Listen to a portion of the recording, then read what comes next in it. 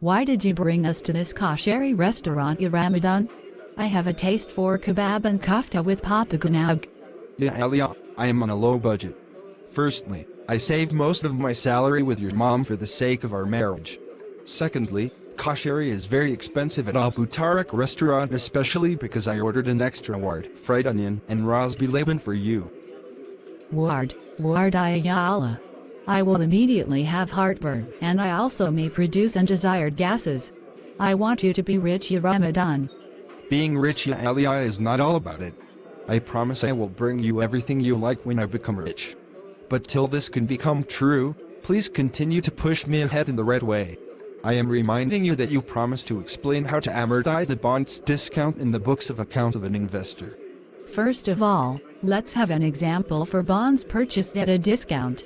An investor purchased a bond of $5,000 face amount, which matures in 5 years at a stated interest rate of 6% at 92, meaning 92% of the par.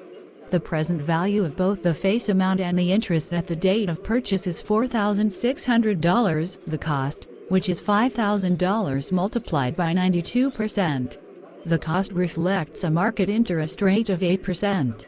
After the investor recorded the $4,600 as the investment in bonds, what are the steps to be followed by the investor to record both the interest revenue and the amortization of the discount at each year end? You are the one to tell, and I am waiting for you to answer. The investor should prepare the discount amortization schedule for each of the 5 years of the bond's duration in the following pattern.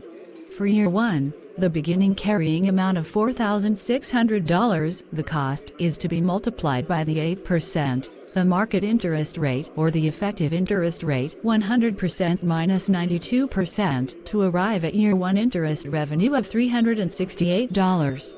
The interest revenue of $368 is then to be subtracted from the interest received of $300, being the product of multiplying the bond's face amount of $5,000 by the stated interest rate of 6%, and the difference of $68, $300 minus $368 is the part of the total discount to be amortized in year 1. In order to arrive at the bond's ending carrying amount of $4,668 at the end of year 1, the discount amortized for the year 1 is to be added to the beginning carrying amount of year 1, or $4,600 plus $68. Note that this $4,668 will be taken as the beginning carrying amount of year 2. At the end of the year 1, the following journal entry is to be made: debit cash for $300, being the interest received, and debit investment in bonds for $68, and credit interest revenue for $368. I understand, but I appreciate, would you extend the discount's amortization schedule to cover year 2? Okay, for year 2, the beginning carrying amount of $4,668 is to be multiplied by the 8% market interest rate or the effective interest rate to arrive at the year 2 interest revenue of $374. The interest revenue of year 2 is then to be subtracted from the yearly fixed interest received of $300, and the difference of $74, $300 minus $374 is the part of the balance of the unamortized discount to be amortized in year 2.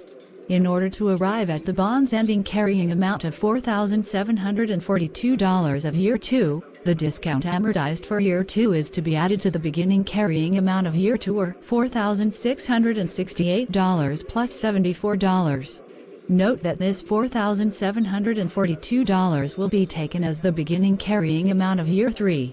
At the end of year 2, the following journal entry is to be made: debit cash for $300 and debit investment in bonds for $74, and credit interest revenue for $374. The same pattern of amortization is used for the 3 other remaining years. From this pattern, I understand that the ending carrying amount at the end of year 5 is $5,000, which is the bond's face amount the investor has to receive from the issuer. Is this correct? You are absolutely correct, ya Ramadan. Upon receiving the face amount of $5,000 at the end of year 5, investor should record the following journal entry: debit cash for $5,000 and credit investment in bonds for $5,000. Thank you, ya Aliyah. I may also require you later on to explain the amortization of the bond's premium and discount from the bond's issuer's perspective.